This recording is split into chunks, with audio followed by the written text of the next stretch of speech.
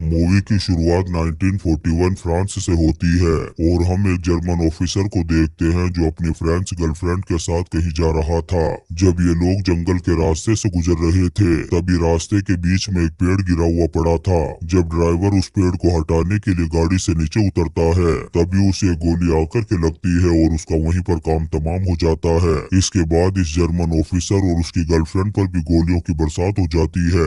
ये देख कर के वो जर्मन ऑफिसर गाड़ी से नीचे उतर कर के भागने लगता है। उसकी गर्लफ्रेंड जिसका नाम मेरी है वो उससे कहती है कि प्लीज मुझे अकेला छोड़ कर के मत जाओ, लेकिन वो उसकी बात नहीं सुनता और अपनी जान बचा कर के भाग जाता है। इसके बाद गोलियां चलाने वाले लोग जब गाड़ी के पास आते हैं तो उन्हें गाड़ी में एक बैग मिलता है जिसमें बहुत सारा गोल्ड भरा हुआ था। इतना सारा सोना देख कर के इन सब की आंखें बाहर आ गई थी। तभी अचानक से इन पर फायरिंग होना शुरू हो जाती है और एक एक करके ये सभी लोग मारे जाते हैं। यहाँ पर हमें पता चलता है कि इन लोगों को मारने वाला कोई और नहीं बल्कि वही जर्मन ऑफिसर था।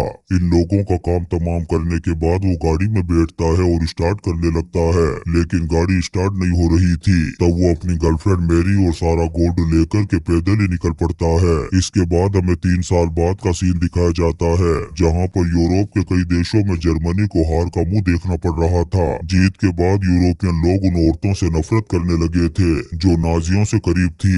उन औरतों को गंजा करके उनके माथे पर ड्रो करके उनकी बेइज्जती की जा रही थी। इन्हीं औरतों में उस जर्मन ऑफिसर की गर्लफ्रेंड मेरी भी थी। उसके भी माथे पर ड्रो करके उसके सिर को गंजा किया जा रहा था और अब अमेरिका भी जर्मनी के खिलाफ इस वॉर में कूद चुका था। इसके बाद हम 4 अमेरिकी सैनिकों को देखते हैं जो कहीं जा रहे थे। इन लोगों ने अपनी गाड़ी में एक ऐसे शख्स को बैठा रखा था जिसका चेहरा ढका हुआ था। थोड़ी ही देर में ये अमेरिकी सैनिक एक पुराने कब्रिस्तान में पहुंच जाते हैं। यहाँ पर हम कब्रिस्तान के चौकीदार जॉर्ज को देखते हैं जिसके पास सार्जन आकर के कहता है कि हम वॉन ब्रुकनर नाम के एक जर्मन की कब्र को देखना चाहते हैं। तब जॉर्ज इन्हें बताता है कि इस कब्रिस्तान में कोई भी जर्मन दफन नहीं है। फिर हम देखते हैं कि ये लोग जिसके चेहरे को ढक कर के लाए थे वो कोई और नहीं बल्कि मेरी थी। ये लोग कब्रिस्तान के चौकीदार जॉर्ज को वहाँ से जाने के लिए कहते हैं और मेरी को लेकर के उस कब्रिस्तान के अंदर चले जाते हैं। ये लोग जॉर्ज को एक झोपड़ी जैसी जगह पर बैठा देते हैं और एक अमेरिकी सोल्जर इस पर नजर रखने के लिए यहीं पर बैठ जाता है। दोस्तों आगे से हम मेरी को गंजी कहकर के बुलाएंगे। इसके बाद अमेरिकी सार्जेंट इस गंजी को धमकी देते हुए कहता है कि हम लोग यहाँ से खाली हाथ नहीं जाने वाले। अगर तुमने जरा सी भी चालाकी करने की कोशिश की तो इन कब्रों के बीच में एक कब्र तुम्हारी भी बना दी जाएगी। इसके बाद वो इस गंजी से पूछता है कि सच सच बता कि वॉन ब्रुकनर की कब्र कहाँ है। तब मेरी उन्हें कहती है कि मुझे ठीक से कुछ भी याद नहीं है। दरअसल वॉन ब्रुकनर वही जर्मन ऑफिसर था जो इस गंजी का आशिक था और इस गंजी ने पकड़े जाने पर अमेरिकन को बताया था कि वो सारा सोना उसी कब्र में मौजूद है जिसमें वॉन ब्रुकनर को दफनाया गया था। और ये चारों अमेरिकन सोल्जर इस गंजी को लेकर के यहाँ पर इसीलिए आए हैं कि वॉन ब्रुकनर की कब्र को ढूंढकर उसमें से सोना निकाल सके। इसके बाद सार्जेंट इस गंजी के हाथों को खोल देता है और कहता है कि अब अच्छी तरह से याद करो कि वॉन ब्रुकनर की कब्र कहाँ है। ये गंजी कब्रिस्तान के चारों तरफ देख कर के कहती है कि ये काफी बदल चुका है और यहाँ पर बहुत सारी नई कब्रें भी बन चुकी है, इसीलिए मैं कंफ्यूज हो रही हूँ और मुझे कुछ भी समझ में नहीं आ रहा। फिर थोड़ी देर बाद वो ऐसे ही किसी कब्र की तरफ इशारा करते हुए कहती है कि शायद ये हो सकती है। तब ये चारों अमेरिकन सोल्जर उस कब्र को खोदना शुरू कर देते हैं। जब ये पूरी कब्र को खोद देते हैं तब इन्हें उसमें कंकाल तो मिलता है लेकिन सोना कहीं भी नजर नहीं आता। इसके बाद ये गंजी दूसरी कब्र की तरफ इशारा करते हुए कहती है कि शायद ये ब्रुकनर की कब्र हो सकती है। तब ये अमेरिकन सोल्जर उस कब्र को भी खोदना शुरू कर देते हैं। वहीं इनका एक सोल्जर कब्रिस्तान के चौकीदार जॉर्ज के पास बैठा हुआ था। तभी अचानक से उस पर पीछे से कोई हमला कर देता है और चाकू मार मार करके उसे जान से मार देता है। ये देख कर के जॉर्ज घबरा जाता है और उस आदमी पर गुस्सा करते हुए कहता है कि तुमने ये क्या कर दिया, तुम्हारी गर्लफ्रेंड मेरी इसी कब्रिस्तान में मौजूद है। अमेरिकन सोल्जर सोना ढूंढने के लिए उसे यहाँ पर लेकर के आए हैं। उसने 3 साल पहले उस सोने को एक कब्र में छुपा दिया था। इसके बाद हम उस आदमी के चेहरे को देखते हैं जिसने इस अमेरिकन का काम तमाम किया है। दरअसल ये उस गंजी का फ्रेंच एक्स बॉयफ्रेंड था। उधर उन अमेरिकन सोल्जर्स को दूसरी कब्र खोदने के बाद भी गोल्ड नहीं मिलता। ये गंजी उन्हें बताती है कि मैं अपनी पूरी कोशिश कर रही हूँ कि सही कब्र का पता लग जाए। फिर थोड़ी देर सोचने के बाद वो एक और कब्र की तरफ इशारा करती है। अब इन 3 अमेरिकन सोल्जर में एक अमेरिकन सोल्जर जिसका नाम जेरी था, उसे डाउट होने लगता है कि ये गंजी हमें बेवकूफ बना रही है, लेकिन सार्जेंट के के कहने पर वो कब्र खोदना शुरू कर देता है। उधर हम इस गंजी के एक्स बॉयफ्रेंड क्लेमेंट को देखते हैं, जिसने उस मरे हुए अमेरिकन सोल्जर के कपड़े पहन लिए थे। जॉर्ज उसे गन भी दे देता है। दरअसल क्लेमेंट अपनी गंजी गर्लफ्रेंड को इन अमेरिकन से बचाना चाहता था। इधर ये अमेरिकन तीसरी कब्र भी खोद देते हैं, लेकिन इन्हें कोई भी गोल्ड नहीं मिलता। इससे जेरी का दिमाग खराब हो जाता है और वो इस गंजी पर गुस्सा करने लगता है। तभी ये सभी लोग देखते हैं कि वो अमेरिकन सोल्जर इन्हीं की तरफ आ रहा है, जिसे जॉर्ज पर नजर रखने के लिए बैठाया गया था। वो अचानक से एक पेड़ के पास आकर के रुक जाता है। ये देखकर के इन तीनों में से एक अमेरिकन सोल्जर उससे बात करने के लिए उसके पास जाने लगता है। उसे अपने पास आता हुआ देखकर के ये सोल्जर उसे गोली मार देता है। देखते ही देखते दोनों तरफ से जबरदस्त गोलीबारी शुरू हो जाती है। ये गंजी जब अपने आशिक क्लेमेंट को देखती है तो बहुत ज्यादा खुश हो गई थी। वो समझ जाती है कि क्लेमेंट उसे यहाँ पर बचाने के लिए आया है। यहाँ पर इनके बीच में घमासान लड़ाई होती है। जॉर्ज भी एक ग्रेनेड फटने की वजह से बुरी तरह से जख्मी हो चुका था। ये अमेरिकन इतनी भारी गोलीबारी करते हैं कि क्लेमेंट इनका मुकाबला नहीं कर पाता और अचानक से जमीन में कहीं गायब हो जाता है। दरअसल वो जमीन में बनाई हुई एक सुरंग के अंदर चला गया था। अब यहाँ पर अमेरिकन सार्जेंट इस गंजी पर डाउट करने लगता है कि शायद इसी ने उसे यहाँ पर बुलाया होगा। वो इस गंजी पर बहुत ज्यादा गुस्सा करता है, लेकिन वो इसे जान से नहीं मार सकता था क्योंकि उसे गोल्ड चाहिए था।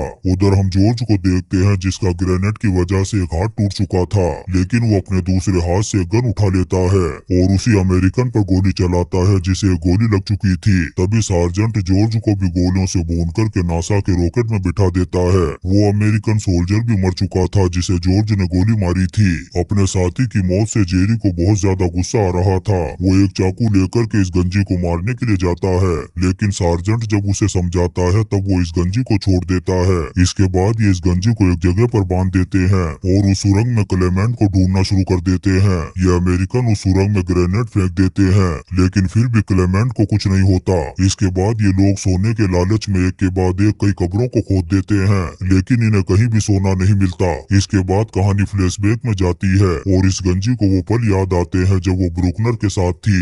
ब्रूकनर ने इस गंजी को बताया था कि उसने ये सोना बर्लिन के चांसलर से चुराया था और जब वॉर खत्म हो जाएगा तब वो इस सोने को कैश में कन्वर्ट करवा लेगा। उसके बाद ये दोनों कहीं जाकर के सुकून की जिंदगी गुजार सकते हैं। ये गंजी ब्रूकनर को आइडिया देती है कि जब तक सही वक्त नहीं आ जाता तब तक हम इस सोने को एक कब्रिस्तान में छुपा देंगे। इसके बाद कहानी वापस से प्रेजेंट में आती है। यहाँ पर हम जेरी को देखते हैं, जिसने अपने मरे हुए दोनों साथियों को गाड़ी में रख दिया था। तभी जेरी को एक फोन पर मैसेज मिलता है कि एक जर्मन बटालियन इसी तरफ आ रही है। अब यहाँ से कहानी 2 दिन पहले फ्लैशबैक में जाती है, जहाँ पर हम 2 जर्मन ऑफिसर को देखते हैं जो भागने का प्लान बना रहे थे।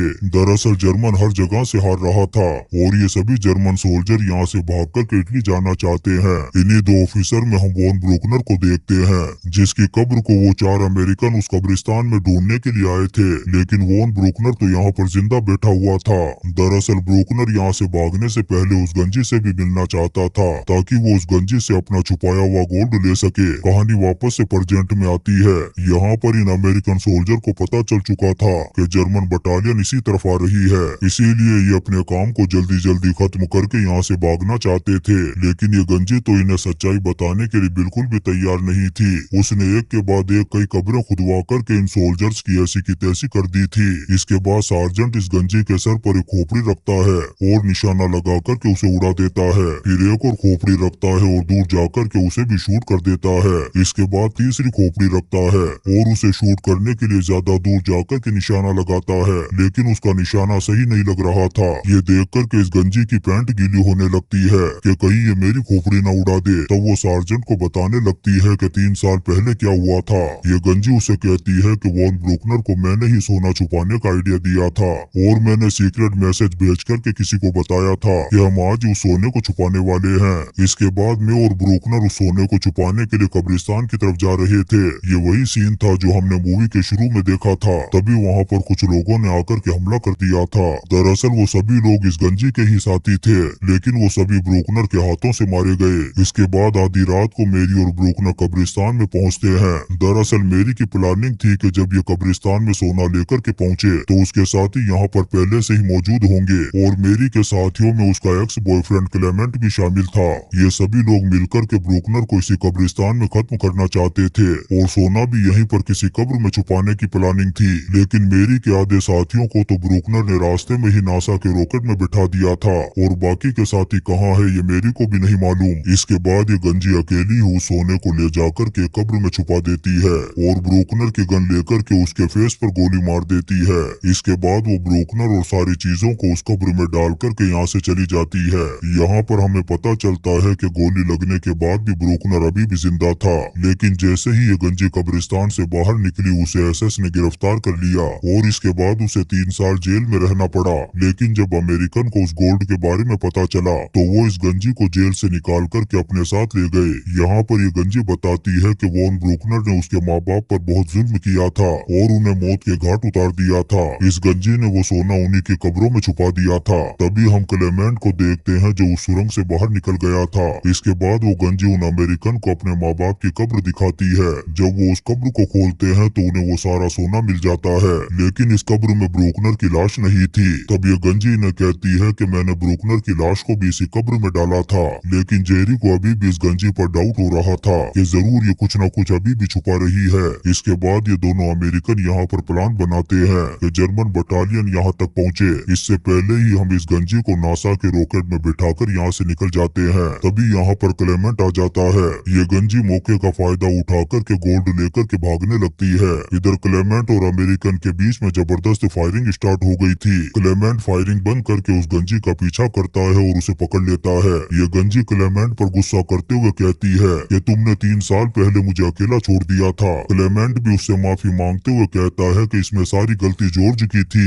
वो बताता है कि सारा प्लान जॉर्ज की वजह से फेल हुआ था। तभी यहाँ पर वो अमेरिकन आ जाते हैं और इन दोनों को पकड़ लेते हैं। जेरी इस गंजी पर गन पॉइंट करके कहता है कि जर्मन बटालियन इस तरफ आ रही है तो तुम दोनों को हमारे साथ मिलकर के उनसे लड़ना होगा। तब क्लेमेंट भी उसकी बात मान लेता है। उधर हम वॉन ब्रूकनर को देखते हैं जो अपनी बटालियन को लेकर इनके बहुत करीब पहुंच चुका था और बस कुछ ही देर में कब्रिस्तान के अंदर एंटर करने ही वाला है। इधर ये चारों अपने सारे बॉम्ब, ग्रेनेड और हथियारों को जमा करके प्लान बनाते हैं कि वॉन ब्रूकनर की बटालियन का काम कैसे तमाम करना है। अब जैसे ही वॉन ब्रूकनर अपनी बटालियन के साथ कब्रिस्तान में एंटर करता है, ये चारों उन पर बॉम्ब और ग्रेनेड के धमाके करते हुए गोलियां चलाना शुरू कर देते हैं। काफी देर तक इनके बीच में घमासान WWE की गोलीबारी चलती है और बहुत सारे जर्मन चंद्रयान में बैठकर के दूसरी दुनिया में पहुंच जाते हैं। वॉन ब्रूकनर जैसे ही इस गंजी को देखता है उसके पैर में गोली मार देता है। इसके बाद वो क्लेमेंट को भी गोलियां मार करके दूसरी दुनिया का मुसाफिर बना देता है।